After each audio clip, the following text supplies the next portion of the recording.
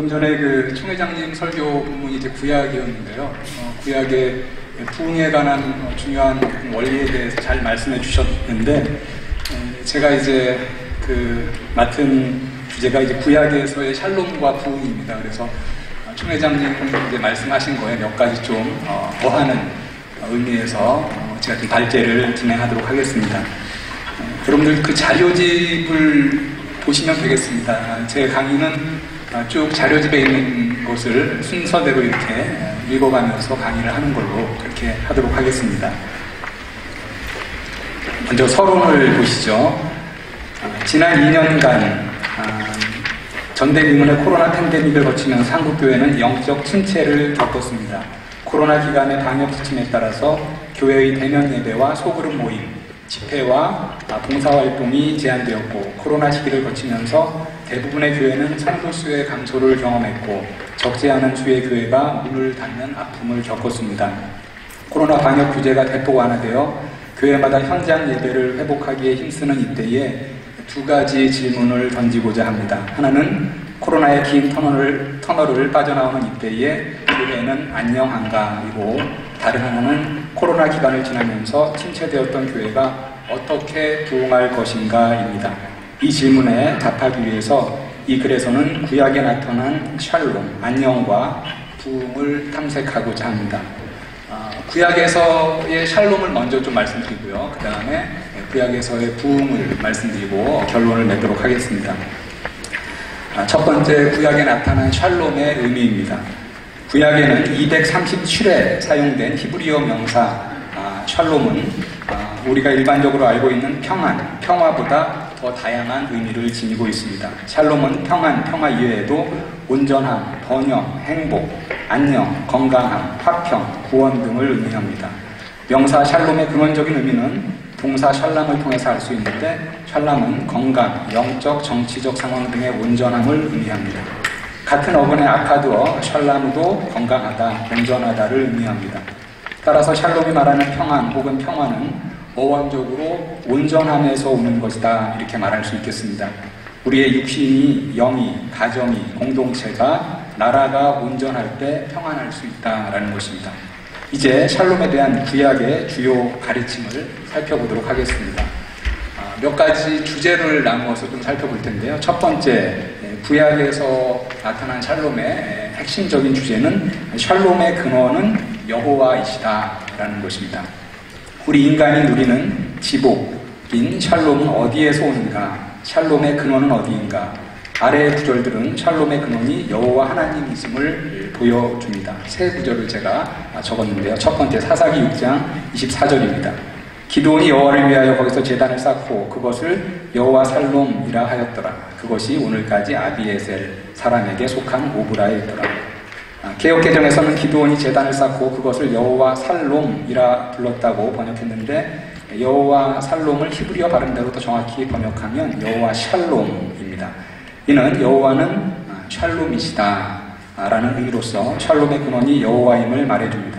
기드온이 제단 이름을 여호와 샬롬이라고 지은 것은 여호와께서 너는 안심하라, 샬롬 레카, 즉 직역하면 너에게 샬롬, peace to you 라고 말씀하시며 기드온이 죽지 않을 것을 말씀해 주셨기 때문입니다. 여호와께서 그에게 이르시되 너는 안심하라, 두려워하지 말라, 죽지 아니하리라 하시니라. 두 번째 구절입니다. 열왕기상 2장 33절입니다. 그들의 피는 영영이 요압의 머리와 그의 자손의 머리로 돌아갈지라도 다윗과 그의 자손과 그의 집과 그의 왕위에는 여호와께로 말미암는 평강이 영원히 있으리라.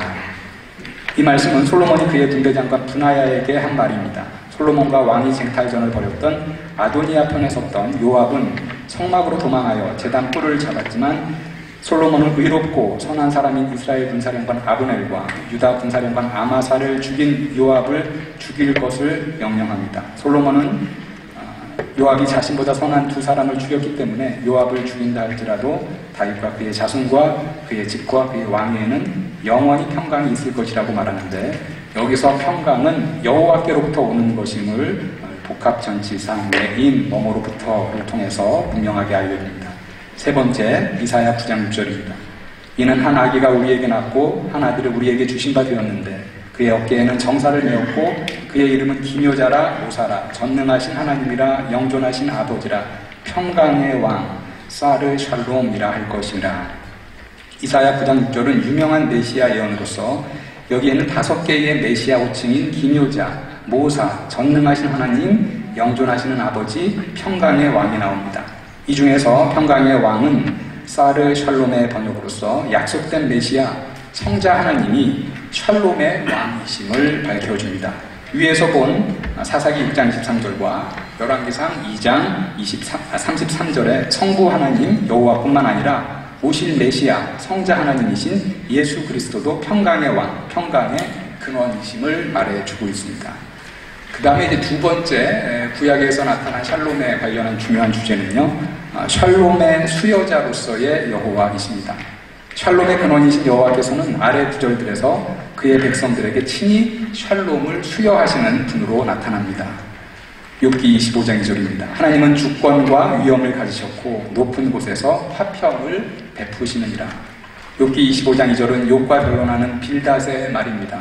빌닷은 하나님의 주권과 권위를 강조하기 위해서 하나님을 높은 곳에서 화평을 베푸시느니라고 말씀합니다. 욥기 42장 8절에서 하나님은 욥의 새 친구 엘리바스 빌닷 소발의 말이 욥의 말같이 옳지 못하다고 말함으로써 욥의 손을 들어주지만 그 판결이 욥의 친구들의 말은 모두 틀렸음을 의미하는 것은 아닙니다. 욥기 25장 2절에서 빌닷이 하나님은 샬롬을 베푸시는 분이라고 말한 것은 아래 스가랴 9장 9절부터 10절을 통해서 지지를 받습니다. 시온에 따라 크게 기뻐할지어다. 예루살렘에 따라 즐거이 부를지어다. 보라, 내 왕이 내게 임하시나니 그는 공의로우시며 구원을 베푸시며 겸손하여서 나귀를 타시나니 나귀의 작은 것 곧 나귀 새끼니라. 내가 에브라임의 병거와 예루살렘의 말을 끊겠고 전쟁하는 활도 끊으리니 그가 이방 사람에게 화평을 전할 것이요 그의 통치는 바다에서 바다까지 이르고 유브라데 강가에서 땅끝까지 이르리라. 스가랴의 이 메시아 예언은 나귀 새끼를 타고 예루살렘에 입성하신 왕 예수 그리스도를 통하여 성취됩니다. 예수 그리스도가 왕으로 다스리시는 하나님 나라는 병거와 말과 활이 필요 없는 샬롬의 나라입니다. 이 샬롬은 이스라엘에게만 국한되지 않고 이방에까지 전해집니다. 여기서 말하는 샬롬은 전쟁이 없는 물리적 평화를 넘어서 인간과 하나님의 화평을 의미합니다. 죄로 인해서 하나님과 원수되었던 인간이 예수 그리스도의 대속의 죽으심으로 하나님과 화목하게 되는 것입니다. 스가랴는 화목의 사역을 하실 메시아가 이 화평을 모든 사람에게 전할 것을 예언한 것입니다. 세 번째 민수기 6장 24절부터 26절입니다. 여호와는 내게 복을 주시고 너를 지키시기를 원하며 여호와는 그의 얼굴을 내게 비추사 은혜 베푸시기를 원하며 여호와는 그 얼굴을 내게로 향하여 드사 평강 주시기를 원하노라. 이 구절은 여호와께서 모세를 통하여 아론 계열의 제사장들에게 이스라엘 백성을 축복하라고 주신 말씀입니다. 여기서 여호와께서 그의 백성에게 주시는 복 가운데 하나가 샬롬, 평강입니다. 감사한 것은 샬롬의 수여자 여호와가 적극적 수여자라는 점입니다. 여호와는 그 백성에게 평강 주시기를 원하시는 분으로 나타납니다. 여기까지 두 가지의 어떤 주제, 샬롬의 근원은 여호와시다. 그리고 샬롬은 여호와가 주시는 것이다 라는 것을 어떻게 보면 우리가 이건 너무 당연한 거 아닌가 이렇게 생각할 수 있는 부분인데요. 세 번째 구약에서 말하는 샬롬의 중요한 주제 중에 하나는 그럼 그 샬롬은 누가 받는가 라는 질문에 대한 답입니다. 구약에서는 샬롬의 수혜자는 경건한 의인이다 이렇게 말하고 있습니다. 예수께서는 그의 제자들에게 평안을 주신다고 하시며 자신이 주는 평안은 세상이 주는 것과 같지 않음을 말씀하셨습니다. 예수께서 주시는 평안은 세상의 부귀와 영화가 줄 수 없는 차원이 다른 평안이라는 것입니다. 이 신적 평안의 근원은 하나님이시고 하나님께서 그 평안의 수여자이신데 민수기 6장 26절에서 우리가 보았듯이 하나님은 그의 백성에게 평안 주시기를 원하시는 적극적인 수여자이십니다. 그렇다면 누가 그 평안, 샬롬의 수혜자가 될 수 있는가? 구약에서는 의로운 삶을 사는 의인이 샬롬을 누릴 것이다 이렇게 말합니다. 이사야 32장 17절에 보면 공의의 열매는 화평이요 샬롬이요 공의의 결과는 영원한 평안과 안정이라. 이사야 32장 17절은 아주 간명하게 의인이 샬롬을 받을 것을 말하는 구절입니다. 2절은 첫 소절 공의의 열매는 화평이요와 둘째 소절 공의의 결과는 평안과 안전이라가 평행을 이루고 있습니다. 즉 두 구절이 내용상 같거나 비슷한 의미를 지닌다라는 것입니다.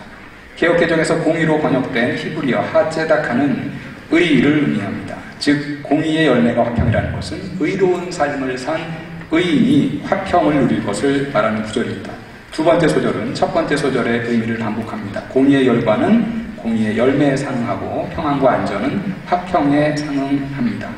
개역개정에서 평안으로 번역된 히브리어 샤카트는 부정사로서 그 의미는 고요함이 되겠습니다. 두 번째 이사야 48장 18절에 보면요, 내가 나의 명령에 주의하였더라면 내 평강이 강과 같았겠고 내 공의가 바다 물결 같았을 것이며. 이사야 48장 18절은 여호와께서 이스라엘을 책망하시면서 하신 말씀입니다. 그들이 여호와의 명령에 주의하였었다면 그들에게 평강이 임했을 것인데 이스라엘은 그렇지 못했습니다. 여호와께서는 이스라엘에게 평강이 강같이 흐르게 하기 위해서 여호와의 명령에 주의하라고 말씀하십니다. 여호와의 명령에 주의하는 자는 여호와를 경외하여 그의 말씀에 순종하기 위해 주의하는 경건한 자입니다. 주의 말씀에 순종하는 삶은 의로운 삶이며 따라서 샬롬을 누리는 자는 경건한 의인이다, 이렇게 말할 수 있습니다. 시편 85편 10절입니다. 인애와 진리가 같이 만나고 의와 화평이 서로 입맞추었으며. 샬롬의 길이 의임을, 화평의 길이 ጼ데크임을 시적으로 멋지게 표현한 구절이 시편 85편 10절입니다. 이 시의 저자인 고라자소는 의와 화평이, ጼ데크와 샬롬이 함께 감을 의와 화평이 서로 입맞추었다라고 노래했습니다. 의로운 삶을 살 때 샬롬을 누리는 원리는 악인이 샬롬을 받을 수 없다라는 선언으로 더욱더 선명해집니다. 여호와께서 말씀하시되 악인에게는 평강이 없다 하셨느니라. 히브리어 엔 샬롬은 샬롬이 없다라는 표현입니다. 여호와께서는 직설적으로 악인에게는 엔 샬롬, 평강이 없다, 이렇게 말씀하셨습니다. 그 다음 구절, 내 하나님의 말씀에 악인에게는 평강이 없다 하셨느니라. 역시 여기도 엔 샬롬 이렇게 기록이 되었습니다. 여호와께서는 이사야 57장 21절에서 이사야를 통하여 다시 한번 악인에게는 평강이 없다라고 말씀하신 것입니다. 여호와께서는 악한 길을 걷는 자들에게 샬롬이 없음을 말씀하셨지만 이스라엘의 거짓 선지자들은 이스라엘이 악한 길을 걸을 때에도 그들에게 평강이 임할 것이다 라고 말하며 거짓 위로를 줍니다. 그러나 여호와께서는 그들의 예언이 거짓임을 드러내십니다. 예레미야 9절입니다. 여호와께서 이 백성에 대하여 이와 같이 말씀하시되 그들이 어그러진 길을 사랑하여 그들의 발을 멈추지 아니하므로 여호와께서 그들을 받지 아니하고 이제 그들의 죄를 기억하시고 그 죄를 벌하시리라 하시고. 이에 내가 말하되 슬프도소이다. 주 여호와여 보시옵소서. 선지자들이 그들에게 이르기를 너희가 칼을 보지 아니하겠고 기근은 너희에게 이르지 아니할 것이라. 내가 이곳에서 너희에게 확실한 평강을 주리라 하나이다. 거짓 선지자들이 한 말이죠. 여호와께서 내게 이르시되, 예레미야 때 말씀하신 것입니다. 선지자들이 내 이름으로 거짓 예언을 하도다. 나는 그들을 보내지 아니하였고 그들에게 명령하거나 이르지 아니하였거늘 그들이 거짓 계시와 정술과 헛된 것과 자기 마음의 거짓으로 너희에게 예언하는도다. 유다 백성들이 그들의 악한 길에서 돌이키지 않고 악에 계속 머물러 있었던 이유 중 하나는 거짓 선지자들이 백성들에게 책망과 경고의 예언을 하지 않고 거짓 평화의 예언을 한 것입니다. 그들은 유다 백성들에게 확실한 평강, 샬롬 에메트를 예언하지만 여호와께서는 의의 길을 걷지 않는 자들에게는 그들에게 샬롬을 예언하는 것은 거짓에 불과하다라고 말씀하셨습니다. 자, 이제 크게 두 번째로 구약에서의 부흥에 대해서 말씀을 드리도록 하겠습니다. 먼저 구약 부흥의 의미입니다. 일반적으로 부흥이라는 말을 들으면 교회의 부흥을 떠올리고 교회의 부흥이라는 말을 들을 때 가장 먼저 떠오르는 것은 교회 성도수의 증가이다. 교회는 신약시대에 예수 그리스도께서 세우신 것인데 교회가 세워지기 전 구약시대의 부흥은 무엇을 말하는 것일까? 구약 성경에서 부흥하다를 의미하는 히브리어 동사 하야를 통해서 구약에서의 부흥의 의미를 찾을 수 있다. 부흥과 관련된 히브리어 하야의 의미는 히브리어 동사의 기본 유형인 칼 유형에서 다시 살다, 활력을 되찾다, 회복하다를 의미하고 히브리어 동사의 강조, 사역 유형인 피의 유형과 히필 유형에서는 다시 살게 하다, 활력을 되찾게 하다를 의미합니다. 구약에서의 부흥은 한마디로 다시 살리는 것입니다. 죽었던 영을 다시 살리고 영적으로 침체된 공동체의 활력을 불어넣는 것입니다. 우리말 부흥의 사전적 의미, 쇠퇴하였던 것이 다시 살아남 또는 그렇게 되게 함도 구약의 부흥의 의미와 크게 다르지 않습니다. 이 장에서는 구약에서 부흥하다를 의미하는 동사 하야가 사용된 본문을 통해서 구약이 가르치는 부흥에 대해서 살펴보도록 하겠습니다. 여기서도 몇 가지 주제를 나누어서 제가 좀 정리를 했는데요. 첫 번째는 부흥의 근원, 아까 샬롬의 근원이 여호와였듯이 부흥의 근원도 여호와이시다라는 것입니다. 에스겔 47장 9절에 보면 이 강물이 이르는 곳마다 번성하는 모든 생물이 살고, 여기 이제 살고에 이제 이크의 하야 동사가 사용되었는데요. 또 고기가 심이 많으니 이 물이 흘러 들어가므로 바닷물이 되살아나고 이 강이 이르는 각처에서 모든 것이 살 것이며, 에스겔은 환상 중에 천사로부터 성전에서 나오는 물이 이르는 곳마다 바닷물과 생물이 다시 살아남을 듣습니다. 이 절에서 다시 살아남을 의미하는 동사 하야가 2번 사용되었습니다. 강물이 이르는 곳의 생물이 살고 강물이 이르는 각처의 모든 것이 살아날 것이다 라고 말합니다. 여기서 다시 살리는 강물의 근원은 여호와이십니다. 예레미야 2장 13절과 17장 13절에서는 생수의 근원이 여호와이심을 밝힙니다. 내 백성이 2가지 악을 행하였나니 곧 그들이 생수의 근원되는 나를 버린 것과 무릇 여호와를 떠나는 자는 흙에 기록되오리니 이는 생수의 근원이신 여호와를 버림이니이다. 예레미야 2장 13절에서 여호와께서는 직접 자신이 생수의 근원 되심을 말씀하셨고, 예레미야 17장 13절에서는 예레미야가 기도 중에 여호와께서 생수의 근원이심을 말씀합니다. 보다 직접적으로는 에스겔 선지자가 부흥의 근원 되시는 여호와 하나님께서 이루시는 일임을 마른 뼈의 환상 부분의 결론에서 말해줍니다. 내가 또 내 영을 너희 속에 두어 너희가 살아나게 하고 내가 또 너희를 너희 고국 땅에 두리니 나 여호와가 이 일을 말하고 이룬 줄을 너희가 알리라. 여호와의 말씀, 잠깐 페이지를, 말씀이니라. 이 절에서 여호와께서는 자신이 마른 뼈들을 살아나게 하시는 일을 이루시는 이다 라는 것을 말씀하십니다. 2번째 이제 부흥에 대한 구약 본문의 중요한 주제는요, 말씀을 들을 때 임하는 부흥입니다. 구약에서 부흥에 관한 가장 생생한 본문을 꼽으라면 위에서 언급한 에스겔 37장 1절부터 14절의 마른 뼈의 환상 본문입니다. 히브리어 동사 하야가 여러 차례 사용된 이 본문을 통해서 부흥에 관한 중요한 원리들을 발견할 수 있는데, 그 중에 첫 번째가 하나님의 말씀을 들을 때 부흥한다, 하나님의 말씀을 들을 때 다시 살아난다 라는 것입니다. 그가 내게 이르시되 인자야 이 뼈들이 능히 살 수 있겠느냐 하시기로 내가 대답하되 주 여호와여 주께서 아시나이다. 또 내게 이르시되 너는 이 모든 뼈에게 대언하여 이르기를 너희 마른 뼈들아 여호와의 말씀을 들을지어다. 여호와께서는 에스겔을 마른 뼈들이 많은 골짜기로 데리고 가셔서 마른 뼈들이 다시 살아날 수 있겠느냐고 질문하십니다. 이 질문 가운데 히브리어 동사 하야가 사용되었습니다. 동사 하티흐에나는 그것들이 다시 살 수 있겠는가를 의미합니다. 일반적인 상황이라면 죽은 뼈들이 살고 살이 붙고 힘줄이 붙어서 다시 사는 것은 불가능하지만 에스겔은 능치 못함이 없으신 여호와께서는 뼈들을 살리실 수 있음을 믿기 때문에 뼈들이 다시 사는 것의 여부는 여호와께서 아신다고 고백합니다. 이제 여호와께서는 이 마른 뼈들이 살아나는 장엄한 광경을 에스겔에게 보여주시는데, 마른 뼈들이 살기 위해서 해야 할 첫 번째 것이 있습니다. 그것은 여호와의 말씀을 듣는 것입니다. 여호와께서는 에스겔에게 이 명령을 마른 뼈들에게 전하라고 지시하십니다. 코로나로 침체된 교회가 다시 살아나는 것은 여호와의 말씀을 듣는 데 집중하는 것으로부터 시작해야 합니다. 비대면 예배를 드리는 동안 많은 성도들은 예배에 집중하지 못하고 말씀을 듣는 것에 집중하지 못했습니다. 구역 모임, 순모임, 목장 모임, 셀 모임 등의 모임이 제한되면서 말씀을 읽고 나누는 성도의 교제가 약해졌고, 그러다 보니 말씀을 읽고 묵상하는 개인 경건의 약화된 측면도 없지 않습니다. 죽었던 마른 뼈들이 다시 살기 위해서 먼저 여호와의 말씀을 들어야 했던 것처럼 그리스도인 개인과 교회 공동체의 마른 뼈에 살이 붙고 힘줄이 붙어 생명력을 회복하기 위해서는 하나님의 말씀을 듣는 데 집중해야 합니다. 모세가 이스라엘 백성에게 권하고 예수께서 광야에서 시험 받으실 때 마귀에게 대답한 대로 사람이 살기 위해서는 떡만 필요한 것이 아니라 하나님의 입으로부터 나오는 말씀이 필요합니다. 우리 인생의 궁극적인 주림과 가랑은 음식과 물이 아닌 여호와의 말씀의 결핍입니다. 양식이 없어 줄임이 아니며 물이 없어 가람이 아니며 여호와의 말씀을 듣지 못한 비갈이라. 아모스서의 말씀입니다. 세 번째 주제는요, 소생시키는 성령입니다. 에스겔서 37장에서 마른 뼈들을 다시 살리는 것은 다름 아닌 여호와의 생기입니다. 여호와께서 이를 직접 선포하십니다. 주 여호와께서 이 뼈들에게 이같이 말씀하시기를 내가 생기를 너희에게 들어가게 하리니 너희가 살아나리라.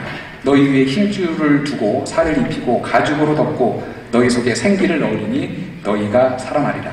또 내가 여호와인 줄 너희가 알리라 하셨다 하라. 이 구절에서는 하야 동사가 같은 형태로 두 번 나타납니다. 마른 뼈들이 다시 살 수 있는 것은 여호와께서 그의 생기, 루아흐를 뼈들에게 넣어주셨기 때문입니다. 이 마른 뼈들이 살게 하는 이 생기는 여호와의 영, 성령임을 같은 단락 맨 마지막 절 14절을 통해 알 수 있습니다. 내가 또 내 영을 너희 속에 두어 너희가 살아나게 하고 내가 또 너희를 너희 고국 땅에 두리니 나 여호와가 이 일을 말하고 이룬 줄을 너희가 알리라. 여호와의 말씀이니라.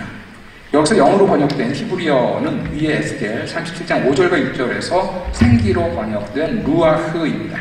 위에서 생기가 들어갔을 때 마른 뼈들이 살아났다고 했듯이 2절에서도 여호와께서 여호와의 영을 마른 뼈들에게 두어 살아나게 하신다고 말씀하십니다. 예수께서도 요한복음 6장 23절에서 살리는 것은 영이니 라고 말씀하심으로써 성령께서 살리시는 이임을 알려주십니다.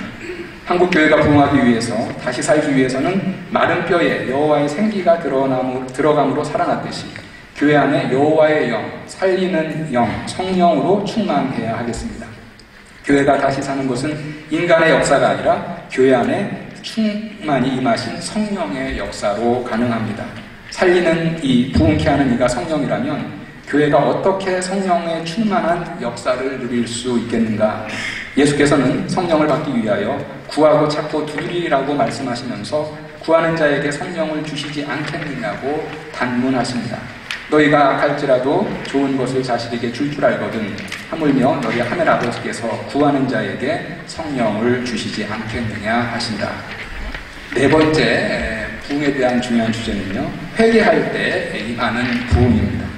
구약의 여러 부분에서는 회개할 때 부흥이 임함을 보여주고 있습니다. 회개는 단순히 죄의 자백이 아니라 회개로 번역된 히브리어 단어 슈브가 의미하듯이 죄를 자백하고 죄의 길에서 유턴하여서 의의 길로 돌아서는 것입니다. 하나님을 떠났다가 하나님께로 돌아가는 것입니다. 호세아 6장 1절과 2절에서는 호세아가 여호와께 돌아갈 때 다시 살아날 수 있음을 외칩니다. 오라 우리가 여호와께로 돌아가자. 여호와께서 우리를 찢으셨으나 도로 낫게 하실 것이요 우리를 치셨으나 싸매어 주실 것입니다. 여호와께서 이틀 후에 우리를 살리시며 셋째 날에 우리를 일으키시리니 우리가 그의 앞에서 살리라. 호세아 5장 13절에서 에브라임의 회복을 위해 아수르를 의지했지만 여호와께서는 아수르가 에브라임을 회복시키지 못함을 말씀하셨습니다. 호세아는 6장 1절에서 이스라엘에게 회복을 위해 여호와께로 돌아갈 때 여호와께서 이스라엘을 살리실 것을 선포하십니다. 여호와께서 이틀 후에 우리를 살리신다는 것은 짧은 시간 안에 이스라엘을 살리실 것을 말할 것입니다. 에스겔도 여호와의 말씀을 대언하면서 이스라엘 백성이 살기 위하여 돌이키라 라고 외칩니다. 주 여호와의 말씀이니라. 죽을 자가 죽는 것도 내가 기뻐하지 아니하노니 너희는 스스로 돌이키고 살지니라. 이 절에서 히브리어 슈브와 하야가 함께 연속하여 사용되므로 돌이킬 때 살 수 있음을 선명하게 보여줍니다. 여기서 돌이키는 것은 앞절 31절에서 말하듯이 이스라엘이 범한 모든 죄악으로부터 돌이킴을 의미합니다. 여호와께서는 에스겔 33장 11절에서도 돌이킴과 사는 것을 연결시켜서 말씀하십니다. 너는 그들에게 말하라. 주 여호와의 말씀이니라. 나의 삶을 두고 맹세하노니 나는 악인이 죽는 것을 기뻐하지 아니하고 악인이 그의 길에서 돌이켜 떠나 사는 것을 기뻐하노라. 이스라엘 족속들아 돌이키고 돌이키라. 너희 악한 길에서 떠나라. 어찌 죽고자 하느냐 하셨다 하라. 여호와께서는 악인이라도 악한 길에서 돌이켜 떠나 사는 것을 기뻐하신다고 말씀하십니다.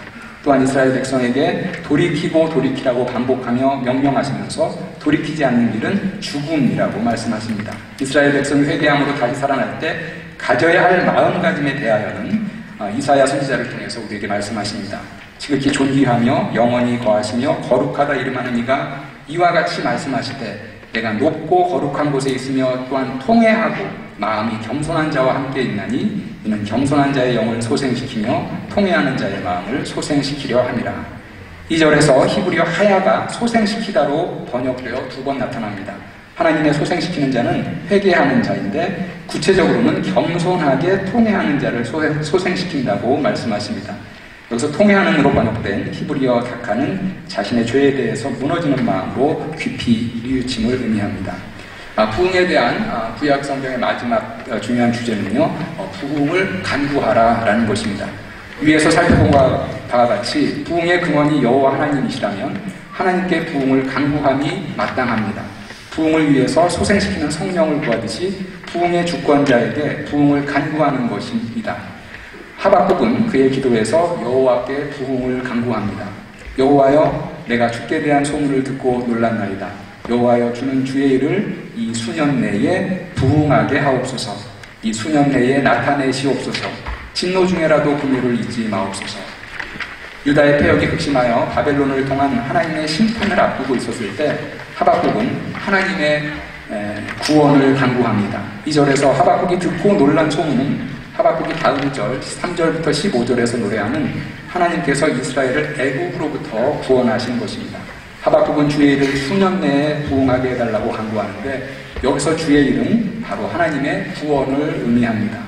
이 구원을 수년 내에 부흥하게 해달라고 간구하는 것은 이 구원의 사역을 속히 다시 살려달라는 것, 다시 활성화해달라는 것입니다. 마지막으로 하박국은 유다의 죄로 인해서 진노하시는 하나님께 긍휼을 간구합니다. 흥미로운 것은 이번 우리 주제가 샬롬 부흥이잖아요. 샬롬은 우리 구약 성경에 화평, 화목, 평강 많이 나오는데 아까 270몇 회가 나온다고 그랬는데 부흥이라는 걸 제가 한번 우리 신구약 성경에 몇 번 나오나 좀 찾아봤습니다. 그런데 개역개정 번역에서는 신구약 성경 다 합해서 부흥이라는 우리 한글 기록은 딱 한 번 나오는데요. 그것이 바로 이제 하박국 3장 2절입니다. 하박국이 주의 구원을 다시 활성화해 달라고 간구했듯이 성도들은 주의 역사하심을 간구해야 합니다. 결론과 요약만 제가 짝빨리 읽도록 하겠습니다. 코로나의 긴 터널의 막바지에 있는 현재 한국교회의 안녕과 샬롬과 부흥을 위해서 구약에 나타난 샬롬과 부흥을 살펴보았습니다. 먼저 구약에 나타난 샬롬의 교훈을 3가지로 정리할 수 있습니다. 첫째, 구약에서는 샬롬의 근원이 여호와 하나님이심을 천명합니다. 기드온은 여호와는 샬롬이시다라는 뜻에 여호와 샬롬을 그가 쌓은 제단의 이름으로 붙였고, 이사야는 오실 메시아의 호칭으로 평강의 왕을 소개하고, 솔로몬은 평강은 여호와로부터 말미암는 것이라고 말씀합니다. 두 번째, 샬롬의 근원이 여호와 하나님이시기 때문에 인간이 샬롬을 누리기 위해서는 하나님께로부터 샬롬을 받아야 합니다. 진정한 샬롬은 인간들이 자체적으로 생산할 수 있는 것이 아니라 하나님이 인간들에게 수여해 주시는 것입니다. 이미 구약에서 하나님은 이방 사람에게 샬롬을 주실 것을 약속하셨고, 감사한 것은 하나님은 우리들에게 평강 주시기를 원하시는 분이라고 말씀하시는 것입니다.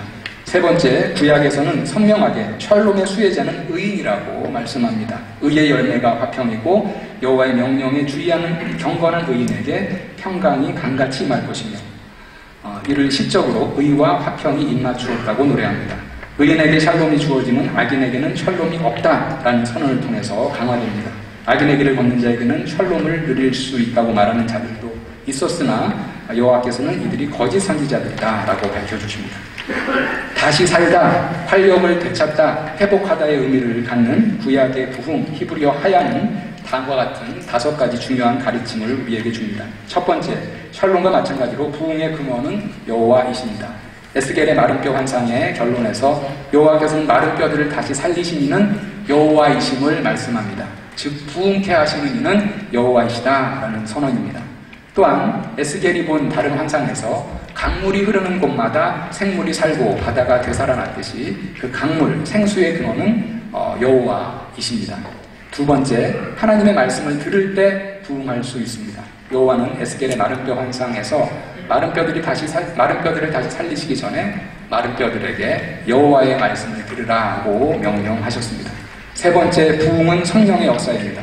에스겔의 마른 뼈 환상에서 마른 뼈들이 살아날 수 있었던 것은 여호와의 생기, 히브리어 루아흐가 불어넣어졌기 때문인데 이 생기는 바로 하나님의 영, 역시 같은 히브리어죠. 루아흐라고 말씀하십니다.